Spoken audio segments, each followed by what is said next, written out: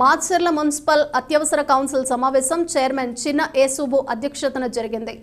ఈ కార్యక్రమానికి ముఖ్య అతిథిగా ఎమ్మెల్యే జూలకంటి బ్రహ్మానందరెడ్డి పాల్గొన్నారు. మున్సిపల్ అధికారులు నిర్దేశించి ఎమ్మెల్యే జూలకంటి బ్రహ్మానందరెడ్డి మాట్లాడుతూ మాచర్ల పట్టణంలో నీటి సమస్య లేకుండా చూడాలని అధికారులను ఆదేశించారు. మాచర్ల పట్టణంలో ఆవులు, ఆటోలు, తోపుడు బండ్ల వలన ట్రాఫిక్ అంతరాయం ఏర్పడుతుందని దీనిపై కూడా చర్యలు చేపట్టాలని ఆదేశించారు. మాచర్ల మున్సిపల్ స్థలాలు ఎక్కడెక్కడ ఉన్నాయి గుర్తించి వాటికి బౌండరీలు ఏర్పాటు చేయాలని కోరారు. మున్సిపాలిటీ తరపున ఒక యాప్ తయారు చేసి సమస్యలు ఎప్పటికప్పుడు ఆ యాప్లో ఏర్పాటు చేయాలని సూచించారు. ఈ కార్యక్రమంలో మున్సిపల్ కౌన్సిలర్లు, మున్సిపల్ అధికారులు పాల్గొన్నారు.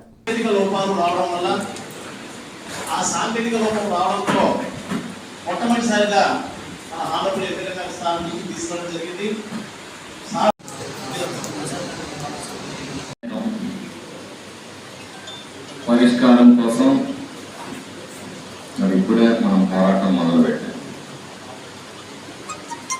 ఇందులో రెండు విషయాలను గమనించాలి. ఒకటి పరిపాలన పరమైన సమస్య, ఆర్థిక అంశాలతో ముడిపడి లేని కొన్ని అంశాలు ఉన్నాయి. ఒకటి ట్రాఫిక్ క్లియరెన్స్, ఇప్పుడు అలాగే ఆవులు. రెండవది ఆర్థిక అంశాలతో ముడిపడి ఉన్నాయి.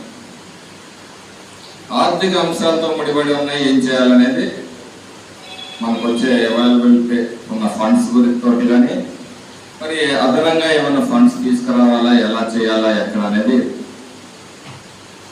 మా చేతనైనంత వరకు మేము పోరాడతాం. రెండవది సరే మన ప్రభుత్వ స్థలాలు ఏదన్నా ఉన్నాయనుకోండి, దానికి ఎవరికి ఇబ్బంది లేదు. మూడవది ఎవరికి ఇబ్బంది లేని స్థలాలు ఏమన్నా ఉన్నాయనేది ఒకటి ఆలోచించాలి. ఇంకొకటి ఇందులో ఆ రోజు చర్చ తర్వాత కొన్ని ప్రతిపాదనలు తీసుకొచ్చారు కొంతమంది వ్యక్తులు. మున్సిపాలిటీ టాయిలెట్స్ కట్టుద్ది, తర్వాత నిర్వహణ సరిగ్గా ఉండకపోవడం వల్ల ఇవి మూలపడతాయి. కాబట్టి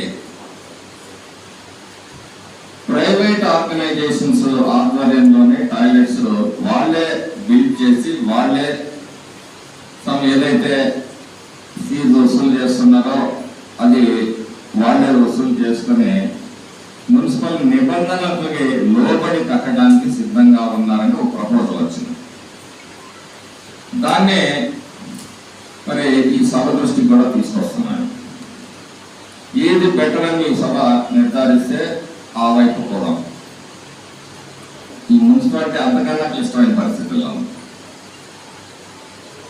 ఇది ఒక సభ్యులకు ఒక సూచన చేస్తున్నాం. ఇందులో ఏది బాగుంటుంది అనేది మీరు కూడా ఆలోచిస్తే బాగుంటుంది. కట్టడమే కానీ నిర్వహణ మనిషి వాళ్ళు నీట్ గా ప్రైవేట్ వ్యక్తులు అయితే మెయింటైన్ చేస్తారనేది ఒక ఆలోచన.